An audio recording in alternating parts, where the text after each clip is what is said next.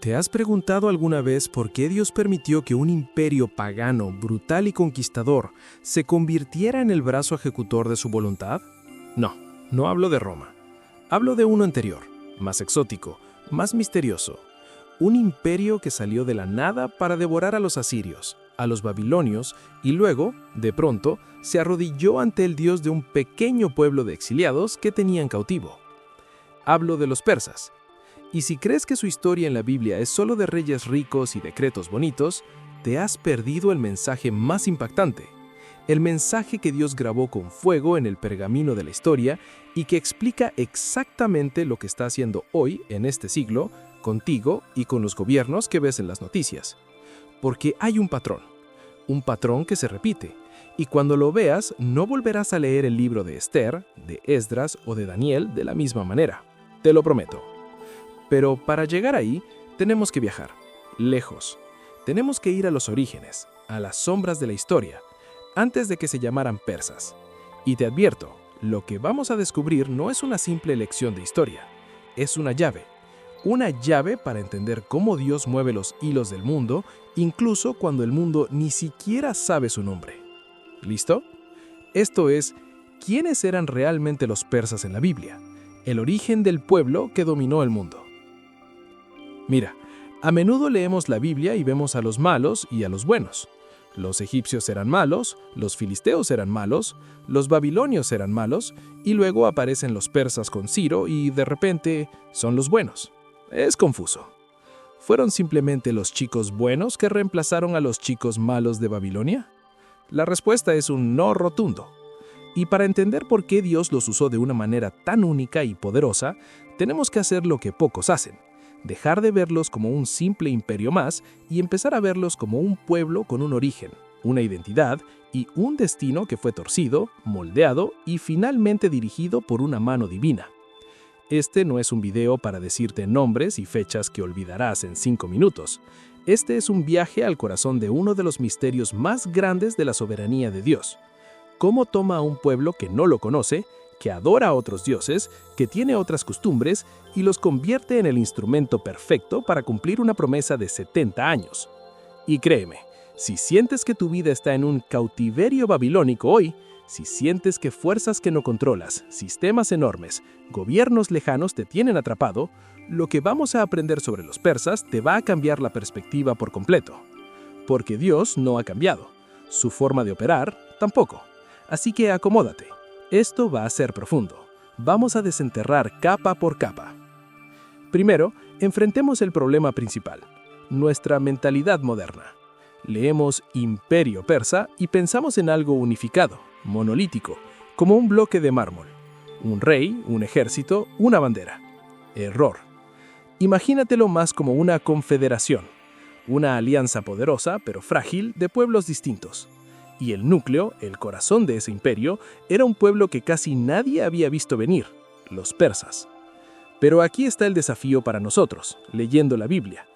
¿Por qué demonios iba el Dios de Israel, el Dios Santo, a llamar por nombre a un rey pagano, Ciro, y decir que era su ungido, su pastor? Isaías 45 lo dice claramente, décadas antes de que Ciro naciera. ¿No es eso escandaloso? ¿No es casi herético? Dios le da título mesiánico a un hombre que no conocía la ley, que no sacrificaba en el templo, que probablemente adoraba al dios Sol, Marduk o a Ahura Mazda. ¿Por qué? Esa es la pregunta incómoda, la que nos hace rascarnos la cabeza. Y la respuesta no está solo en lo que los persas hicieron, sino en quiénes eran desde el principio, en su ADN como pueblo. Porque algo en su origen, en su forma de ver el mundo, los hacía especialmente útiles para los propósitos de Dios en ese momento exacto de la historia. Y créeme, si sientes que tu vida está en un cautiverio babilónico hoy, si sientes que fuerzas que no controlas, sistemas enormes, gobiernos lejanos te tienen atrapado, lo que vamos a aprender sobre los persas te va a cambiar la perspectiva por completo. Porque Dios no ha cambiado, su forma de operar tampoco. Así que acomódate. Esto va a ser profundo. Y para ver eso, tenemos que retroceder, mucho más allá de Ciro, más allá de los palacios de Persépolis. Tenemos que ir a los orígenes oscuros, casi mitológicos de este pueblo. ¿De dónde salieron los persas? La Biblia es silenciosa en detalles directos, pero nos da pistas enormes en los orígenes de las naciones. Todo está en Génesis 10, la tabla de las naciones. Allí, después del diluvio, los hijos de Noé, Sem, Cam y Jafet, repoblaron la tierra. Los persas descienden de Jafet, sí, del hijo mayor. A Jafet se le dice, habite en las tiendas de Sem. Hay una expansión, un ensanchamiento prometido. Los hijos de Jafet son los pueblos indoeuropeos, los que se expandieron hacia el norte y el este. Uno de los hijos de Jafet se llamaba Madai. ¿Te suena? Media, los medos. El primer gran componente, el hermano mayor, por así decirlo, del imperio que vendría, el imperio medo-persa. Los medos son los primos cercanos, pero el otro pueblo, los persas propiamente dichos, se asocia con otro grupo, los elamitas. Elam, curiosamente, es un hijo de Sem, no de Jafet. Aquí hay una mezcla fascinante y temprana. Elam era un reino antiguo, con su capital en Susa, la misma Susa del libro de Esther. Los elamitas eran semitas, de la línea correcta podríamos decir, pero los persas, al llegar a la meseta iraní, se mezclaron, se asentaron y tomaron territorios que una vez fueron de Elam. ¿Ves la complejidad? Desde el principio, los persas no eran un pueblo puro, eran una fusión, un cruce de caminos. Gentes de Jafet, medos, tomando territorio y mezclándose con pueblos de Sem, elamitas. ¿Es casualidad que Dios, que iba a usarlos para restaurar a su pueblo semita, los haya preparado desde su origen con esa mezcla? Ellos no eran totalmente extraños. Llevaban en su historia geográfica y quizá genética una conexión con la línea prometida. Y si te digo que esta mezcla en su origen es la razón exacta por la que su imperio no fue de pura destrucción, como el asirio, sino de administración. Espera, lo veremos. Ahora, salgamos de Génesis y entremos en la arqueología y la historia secular. Los persas eran parte de los pueblos indoiranios, nómadas, guerreros, que bajaron de las estepas del centro de Asia. Eran gente dura, acostumbrados a la escasez, a la lucha por los pastos, a montar a caballo desde niños. Imagina ese estilo de vida. No construyes grandes ciudades al principio, no tienes una burocracia compleja. Tu Dios no está en un templo de piedra, está en el cielo abierto, en el sol que te calienta, en el fuego que te protege del frío de la noche en el desierto. Su religión primitiva estaba llena de elementos que luego se formalizarían en el zoroastrismo. La lucha entre la luz y la oscuridad, un Dios supremo creador, Ahura Mazda, la importancia de la verdad y la justicia. ¿Por qué esto importa? Porque forjó un carácter de relativa simplicidad, de respeto por la ley oral, de hospitalidad, crucial para los nómadas, y de un sentido de justicia que venía de la necesidad de mantener la cohesión del clan en un ambiente hostil. Contrasta esto con los babilonios. Los babilonios eran urbanitas sofisticados, decadentes, con una religión de templos opulentos y dioses que necesitaban que los llevaran en procesión. Su justicia era caprichosa, del rey. Los asirios eran maestros del terror psicológico, de la crueldad sistemática. Los persas, salidos del desierto, tenían un código, rudo, pero un código. Y cuando conquistaron, no buscaban solo arrasar, buscaban gobernar. Porque el nómada entiende que si destruyes todos los pastos, no tendrás dónde pastorear. Ellos aplicaron eso a los imperios. Y ese código del desierto es la primera pista de por qué Ciro hizo algo que ningún otro conquistador había hecho: dejar que los pueblos cautivos volvieran a casa. ¿Locura? No. Estrategia profunda y divina. Llegamos al momento clave histórico bíblico. 539. Babilonia cae. No ante un asedio sangriento, sino casi por la puerta de atrás. Ciro el Grande entra y hace lo impensable. Lee Esdras 1, del 1 al 4. El Señor despertó el espíritu de Ciro. ¿Cómo despierta Dios el espíritu de un rey pagano? Aquí es donde todo lo anterior converge. Ciro no solo deja ir a los judíos, emite un edicto, un decreto oficial, y no solo eso, les devuelve los vasos del templo que Nabucodonosor había robado, y los anima a que vayan a reconstruir, les da recursos, les da permiso. Nunca en la historia del Medio Oriente antiguo se había visto algo igual. Los asirios deportaban pueblos para desarraigarlos y que no se rebelaran. Los babilonios hacían lo mismo. La política estándar era tomas, dispersas, controlas. Pero Ciro invierte el proceso. ¿Fue porque era un buen tipo? Tal vez en parte, pero la razón más profunda es la idiosincrasia persa que venimos analizando. Su imperio no se basaba en el terror puro, sino en un sistema de satrapías, provincias con cierta autonomía que pagaban tributo pero mantenían sus leyes locales, sus dioses locales. A Ciro no le molestaba que los judíos adoraran a Yahvé. Al contrario, quería que sus súbditos estuvieran contentos, que oraran a sus dioses por el bien del rey y sus hijos. Lo vemos en Esdras 6:10. Era un cálculo político inteligentísimo, pero detrás de ese cálculo humano estaba el Dios de Israel moviendo las piezas. Dios tomó la cultura administrativa que había permitido que se formaran los persas, su concepto de justicia y orden heredado del desierto, y lo usó como el vehículo perfecto para cumplir su promesa de restauración. Dios no inspiró el edicto en el corazón de un faraón. No podía. La mentalidad egipcia era de asimilación, de esclavitud. Tampoco en un rey asirio. Era imposible. Su mentalidad era de aniquilación. Tenía que ser un rey de un pueblo con un código particular, que surgió en un momento histórico particular. Los persas eran, sin saberlo, el molde que Dios había preparado de antemano. Y esto nos lleva a la pregunta más incómoda de todas. ¿Y si te digo que esta mezcla en su origen es la razón exacta por la que su imperio no fue de pura destrucción, como el asirio, sino de administración? Espera, lo veremos. Llegamos al momento clave histórico bíblico. Fastín y alerta.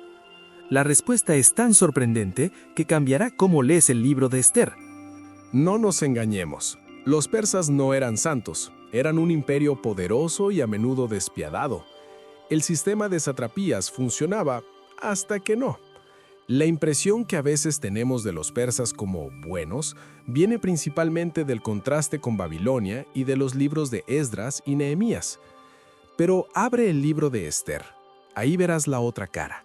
Verás un imperio de lujo obsceno, de opulencia que dura 180 días de fiesta, de un rey, Asuero, Jerjes I, que puede desterrar a su reina por un capricho, que firma genocidios por la influencia de un cortesano malvado, que gobierna con un poder absoluto y a veces arbitrario. Las leyes persas, una vez promulgadas, no se podían cambiar. Era un principio de su código. Eso, que en el caso de Ciro fue usado para bien, el edicto de restauración no se podía revocar, en el caso de Amán y Esther se convierte en una trampa mortal para el pueblo judío. El mismo sistema, dos resultados opuestos. Y aquí está la genialidad de Dios. Él no solo usa lo bueno de una cultura, usa todo de ella, incluso sus debilidades, sus rigideces, sus puntos ciegos. La ley irrevocable persa, que podía ser un instrumento de tiranía, se convierte, a través del ayuno, la oración y el valor de una reina, en el mecanismo de su propia salvación.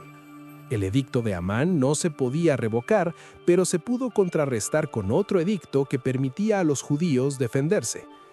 Dios jugó al ajedrez con las reglas persas y les dio jaque mate en su propio tablero. Esto nos muestra que Dios no bendice al imperio persa en su totalidad. Él soberanamente dirige aspectos específicos de su cultura, su política y su momento histórico para proteger a su pueblo y cumplir sus promesas. Los persas eran inconscientes, eran un instrumento, un martillo. Y un martillo puede usarse para construir un templo o para clavar a alguien en una cruz. Todo depende de la mano que lo guíe. Así que, ¿quiénes eran los persas en la Biblia? Esta es la conclusión clave. Escúchala bien. Los persas eran la demostración viviente, en carne, hueso y oro, de la soberanía absoluta de Dios sobre todas las naciones. No eran el imperio bueno, eran el imperio útil, el instrumento preciso en el taller divino para la tarea específica de la restauración post-exilio. Dios no necesitaba que fueran monoteístas, necesitaba que tuvieran un sistema administrativo flexible, satrapías, que permitiera la autonomía local. Lo tenían.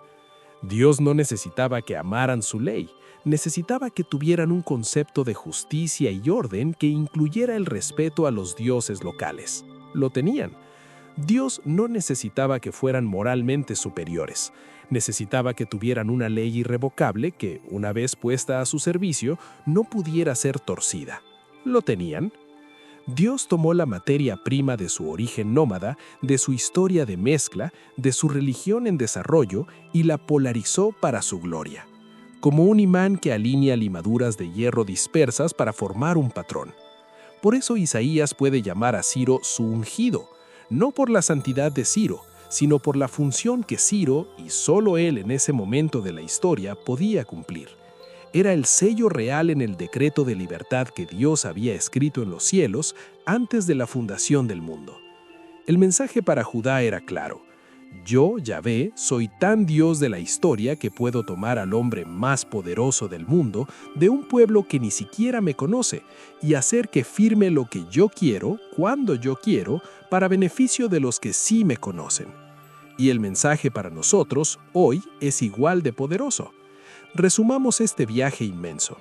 Vinieron de líneas voz de Jafet y Sem, a través de mezclas, un pueblo de fusión, ya predispuesto a no ser del todo ajenos al mundo semita, forjados en el desierto. Su código de justicia, hospitalidad y administración práctica, contrario a la pura destrucción asiria o babilónica. El instrumento perfecto. Su sistema de gobierno, satrapías y su política religiosa tolerante lo convirtieron en el molde ideal para devolver a Judá a su tierra sin asimilarla. Usados en su totalidad. Dios usó incluso sus aspectos negativos, leyes irrevocables, poder absoluto, para salvaguardar a su pueblo, como lo vemos en Esther. Soberanía en acción. Su historia bíblica es un tratado maestro sobre cómo Dios gobierna a las naciones como el alfarero gobierna el barro.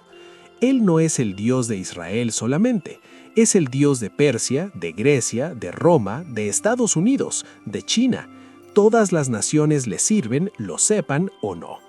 Así que la próxima vez que leas sobre Ciro, Darío o Asuero en tu Biblia, no veas solo un rey antiguo. Ve el dedo de Dios moviéndose en el tablero de la historia. Ve la evidencia de que Él tiene un plan y que ese plan avanza con una precisión milimétrica, usando a quien Él quiera, como Él quiera. Ahora vamos a orar desde este lugar de revelación. Padre, gracias, porque hoy nos has mostrado, a través de la historia de un pueblo lejano, que tú estás en control.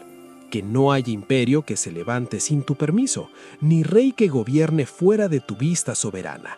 Señor, para los que estamos viendo esto y nos sentimos en nuestro propio cautiverio, atrapados por sistemas, por circunstancias, por fuerzas que parecen más grandes que nosotros, te pedimos que esta verdad hoy nos dé una paz profunda. La paz de saber que tú mueves los hilos, que tú puedes despertar el espíritu de un Ciro moderno, cambiar una ley, abrir una puerta que nadie puede cerrar para cumplir tus propósitos de bien en nuestras vidas. Nos duele a veces no entender tu proceso, ver el ascenso de imperios que parecen opuestos a ti, sentir el peso de su poder. Pero hoy nos recuerdas que tú los usas, que tú tienes un plazo para ellos, que tú escribes la historia y al final, cada nación, cada gobernante, cada poder se doblará ante el nombre de Jesús. Ayúdanos a confiar, a orar por nuestras naciones no desde la desesperanza, sino desde la certeza de que tú tienes el control. A vivir como ciudadanos de tu reino eterno, mientras habitamos en estos reinos temporales que tú, en tu sabiduría insondable, permites y gobiernas. Gracias porque tu trono está firme y tu plan, desde los persas hasta hoy, sigue en marcha. En el nombre poderoso de Jesús, el Rey de Reyes. Amén. Si la historia de los persas te mostró que Dios mueve los imperios con un propósito que a veces no vemos, hay un tema aún más personal y urgente que necesitas explorar. ¿Qué pasa cuando ese propósito divino suena como un eco vacío en medio de tu tormenta? En el video Cuando Dios parece equivocarse, la verdad que salvará tu fe en la tormenta, no daremos respuestas fáciles. Vamos a lo profundo. Desde Job hasta la cruz, desmontando la idea de un Dios controlador de cada tragedia y revelando la diferencia crucial entre lo que Él permite y lo que ordena. Descubrirás cómo su soberanía no es fría, sino redentora, y cómo tu dolor más grande puede transformarse en el testimonio más sólido de tu vida. Este es el eslabón necesario.